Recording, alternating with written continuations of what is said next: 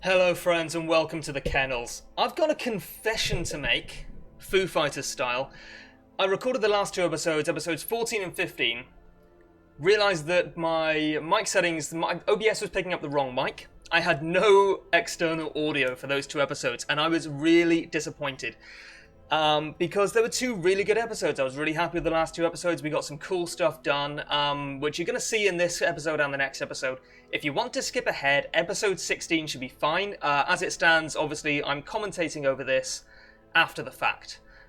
So right now, I'm monologuing over the uncaptured audio of myself monologuing about various bits and pieces. So I'm going to leave the gameplay up and I'm going to talk a little bit about basically the series direction and how it's all going. I'm going to get into the gameplay a little bit.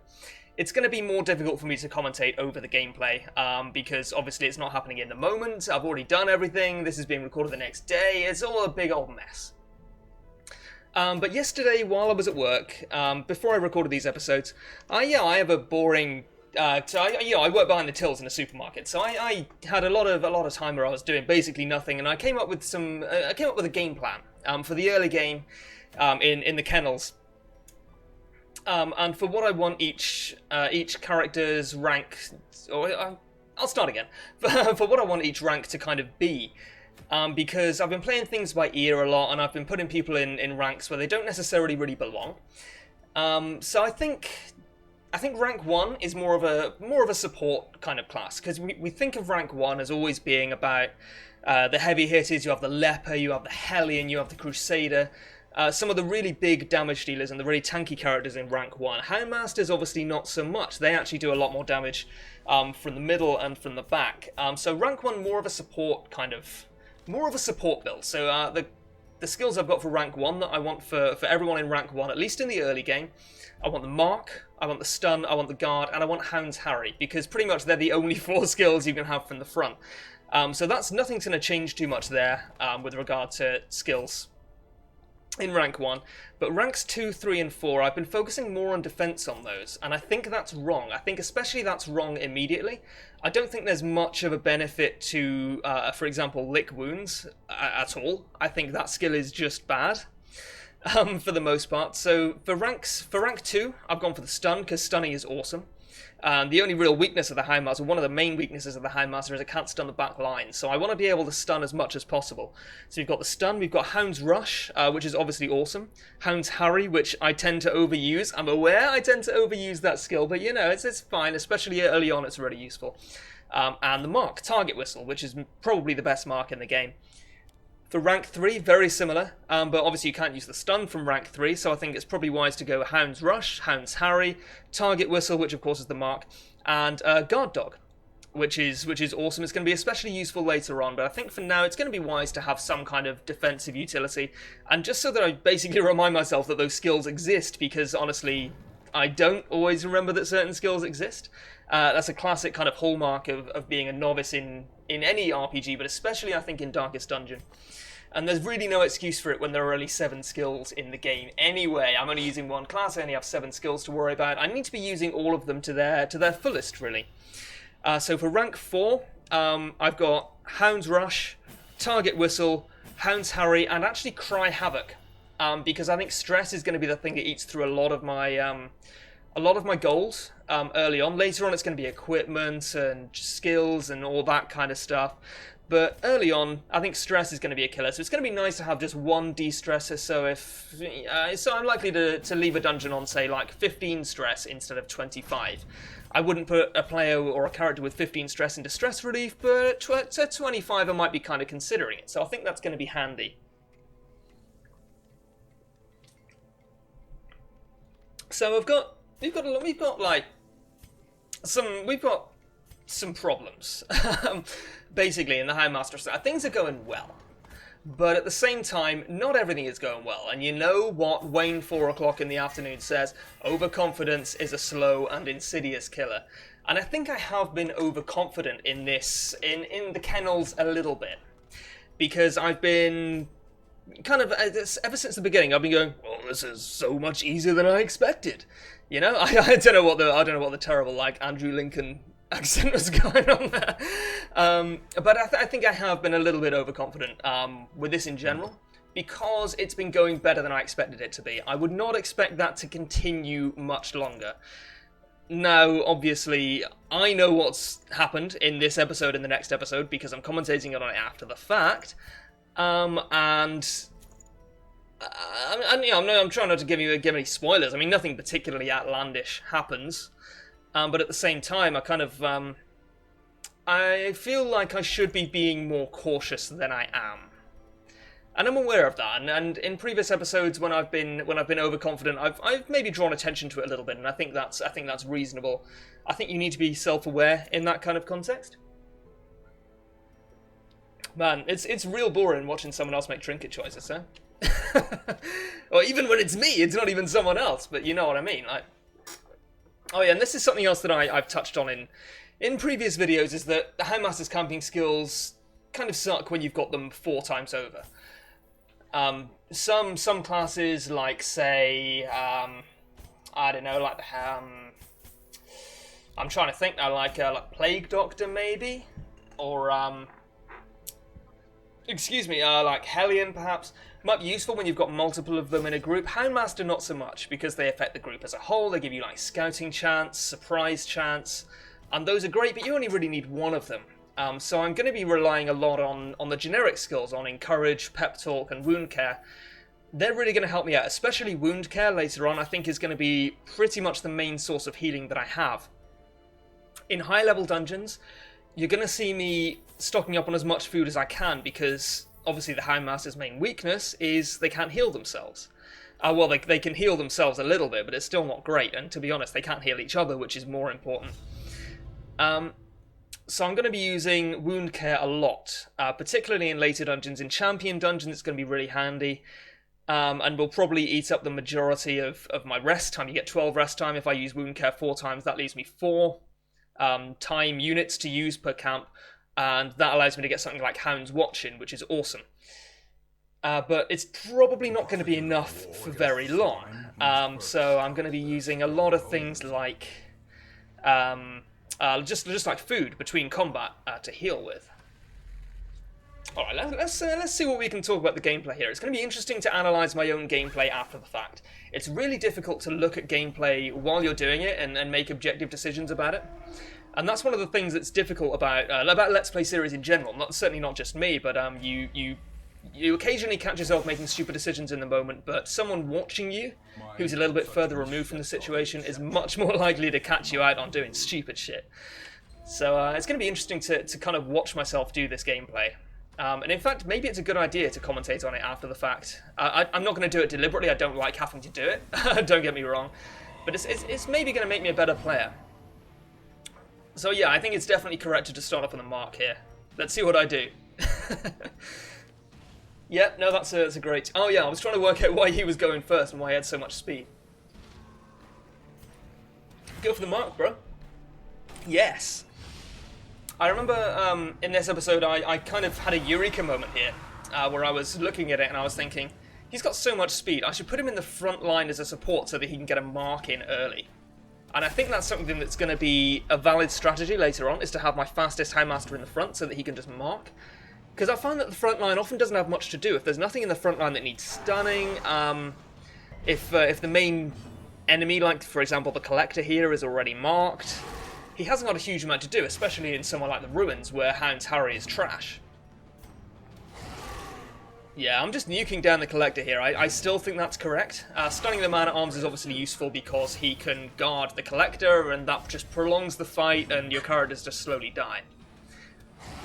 I think the Man-at-Arms here is the most threatening thing about this fight.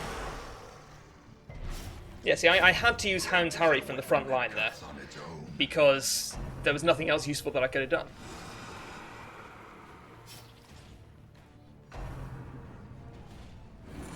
The Vestal is not really a problem. The Man-at-Arms is a problem because he guards other people, and he, I think he gives himself protection as well when he does. The Vestal just heals, which is not a big deal. The Highwayman just hits you for, like, a medium amount of damage. Don't Hound's Harry here, yeah, that's correct. I know I overuse Hound's Harry, but man, that would have been awful. So here's something that I hadn't talked about. because I was too busy apologising for having to commentate on this after the fact. But this is the first veteran dungeon I'm doing. This is a landmark, and that's one of the reasons that I was so disappointed that the audio was messed up on this. Because the first veteran dungeon is kind of a big deal, right? It's more of a big deal, I think, than the first champion dungeon, which I'm also really looking forward to. Through we go. Scouting? It's weird watching this because I was genuinely like holding my breath, hoping for scouting there. It's like, it doesn't matter, man. It's already happened. This is already done and dusted. So this is a really short dungeon, right? It's gotta be. It's gotta be. So far, I mean, it's going really well. Right, so you mark the ghoul here, right? That's gotta be correct? Come on. Yeah, he knows what's up. Protection debuffed her.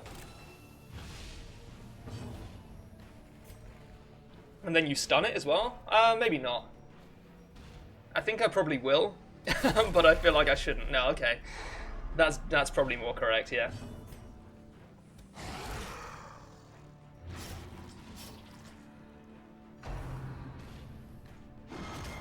Oh, my cursor's not on the screen, isn't it? My cursor is not on the screen. False alarm.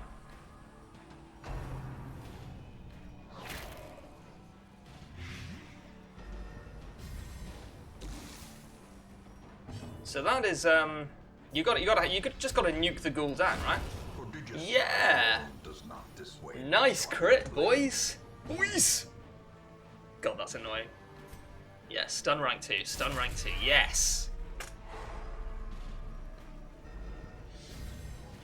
This is a pretty good veteran dungeon, I think. It's only a short one, but it's a nice introduction, I think, to how this is going to go in general, because things are hitting noticeably harder.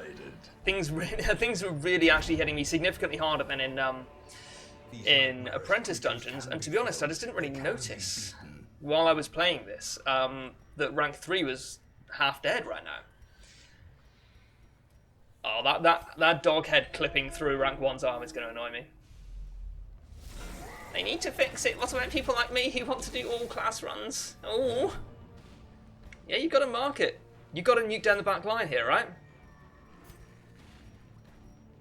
Just, you might want it for the inventory space. Yeah, just nuke down the back line. Yes.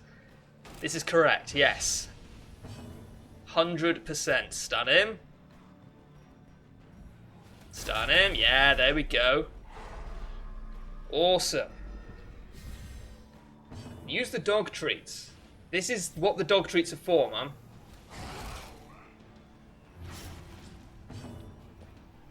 You gotta use the dog treats. It's maybe the best thing about the Houndmaster class is the dog treats, man. I'm not gonna use the dog treats, am I? It's just not gonna happen. Well, arse. Yeah, do it, man. He's marked. You gotta do it while he's marked, or you waste a turn remarking him. And this is what it's like to watch my videos. Oh, dear me. Devastating blow.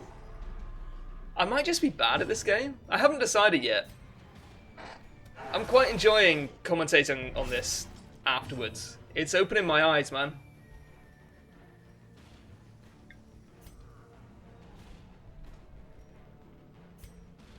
I didn't see what health rank 1 was at, but it might be better to mark him. No, he's dead. He's dead, right? He's bleeding for 4 a turn, he's stunned, he's got 8 health. Oh, 6 a turn. Yeah, he's dead. Unnerved. See, that doesn't happen on Apprentice dungeons. That's nasty, man. Yeah, we haven't got a healer. You chose this life. You chose this life. You don't have a healer. You can suck it up, my friend.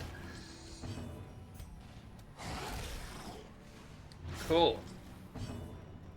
Now what? Was Hound's Harry for distress relief? Champion falls. I'm not sure if that was correct. It may have been. Success so clear. Now I'm going to dump the dog treats and I'm going to be like, I'm such an idiot. Merely a trick of the Okay. light. Yeah, the sacrificial stone, I think you just never touch it. I'm deliberately not looking up curios in this run, but I think you just never touch the sacrificial stone. I think it's always bad. Or it's the risk is so great it's not worth it. I would maybe eat Yeah. And if you're going to eat, you might as well eat 4.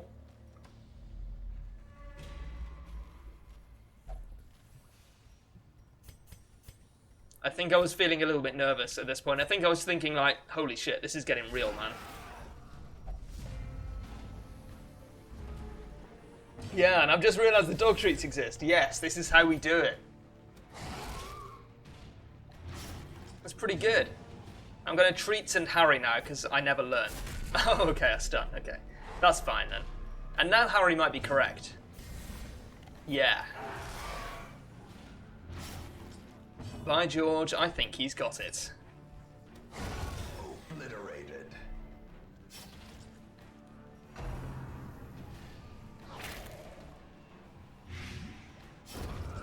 Yeah, that's maybe the worst thing that could have happened.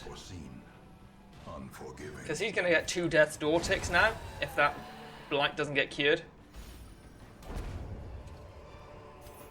Foolish horrors. Brought low and Yeah, and I've just realised that as well. I mean, while playing it, the past me just realised that. But you know what? We've been saved. We've been saved. Because this cart has food on it. Yeah. No, well, you dump the treats, right? You got to dump the treats. I clearly don't need them. You got to dump the treats, boy? Alright. This was kind of a weird length run, because we're about 17 minutes in, and I like each video to be like 22 to 30 minutes. That was a great hit, by the way. Hans Harry is definitely correct here. So I think this ends up being a long video and I end up doing more. Which is cool, you know. It's probably better that a video is too long than too short, maybe. I know if I'm watching a Let's Play and I would prefer, like, to stop in the middle of a video and come back later. It's bad for the views. It's bad for viewership retention. But I think it's good for the viewer. I mean, you know, let me know. Like, if you would rather have, like, shorter videos with exactly 1 dungeon per video, then that's fine. But I like to keep the timing consistent, you know? I might be wrong about that, by the way. I may be misremembering. And actually, I didn't do anything after this, but I think I did. We'll see. We shall see how it goes. You're looking at the time right now, and there's like another 2 minutes on the video, and you're just thinking, this guy is talking right out of his arse. Stun rank 3 is real simple. Yeah, there we go.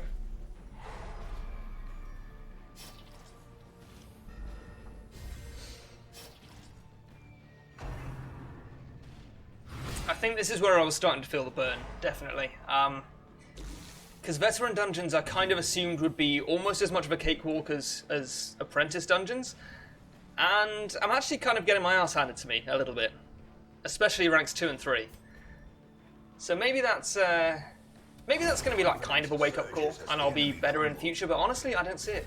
I don't see that. So we'll see. Let's stun rank 1. I may as well just hands rush, yeah. And now he's 1 hit and he's dead, but we've got to stun him. That was an awkward turn order. But it ended up not mattering very much. And now he's dead. Slowly, gently.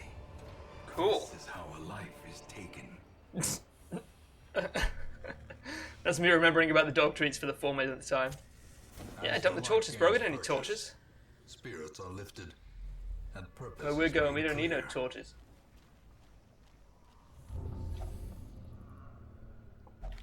No, they don't. To be fair, though, I don't have holy water, which I think is correct. Yeah, I was trying to work out which quirk made him do that. I think holy water is correct on those. But you know, if he didn't have demonomania, I would have just passed that loot by, rather than getting some sweet heirlooms from it. And deeds to boot. Deeds are really important. In fact, I don't think I mentioned this before, but my dudes are not fully upgraded.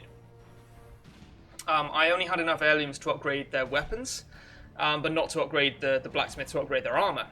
So they're on fairly shitty armor and like reasonably decent weapons.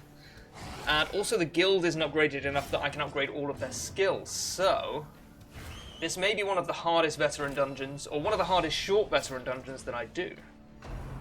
But I don't know, we'll see. We're on Radiant, so it's not like it's set in stone that these dudes have to do veteran dungeons. Until they're level 5, they can do apprentice dungeons as well. I would like to keep like level 3s and 4s out of apprentice dungeons, but I'm not above necessarily chucking some of them into apprentice dungeons just to get some extra loot later on. We'll see.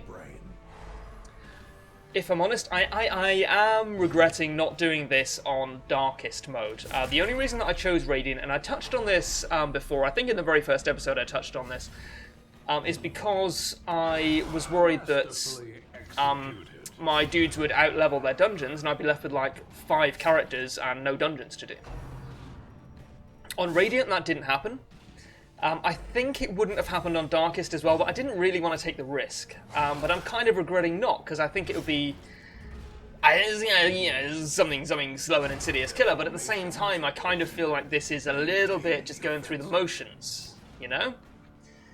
I'm sure that will change. You know, you want to skip ahead to episode 20 and I'm getting my ass kicked by like the level 3 hag, and you want to remind me what I said, and I'll kick myself, but for now, I think Darkest might have been a better idea. Kill him, bro. Stress relief. Yes. Alright then. As victories mount, so He's gonna dump the dog treats. He's gonna dump the dog treats. Do it. He actually did it. Absolute madman. This will be the last one though. I don't know if there's a fight here. I don't think there is. There was not. Sweet. I'm gonna find out Mr. Secret Room. No, I did check for a secret room. Cool. Alright. Awesome. More deeds, always awesome. That's what, a solar bracer, I think? Looks like it. Lots of heirlooms. This is comical, because everything here is bad. I got like okay quirks replacing great quirks, and really bad quirks replacing quite bad quirks. Early Riser is one I didn't want to lose. I haven't been doing much with the with quirks. I haven't been taking off bad ones or locking good ones in particularly, and that's kind of bad. I think I should have been doing that, but at the same time, you know, maybe a bit later on. With the cost of this crusade. Okay, so that is actually going to do it for this episode. I didn't do a second dungeon this episode, so thanks for watching, and I'll see you next time.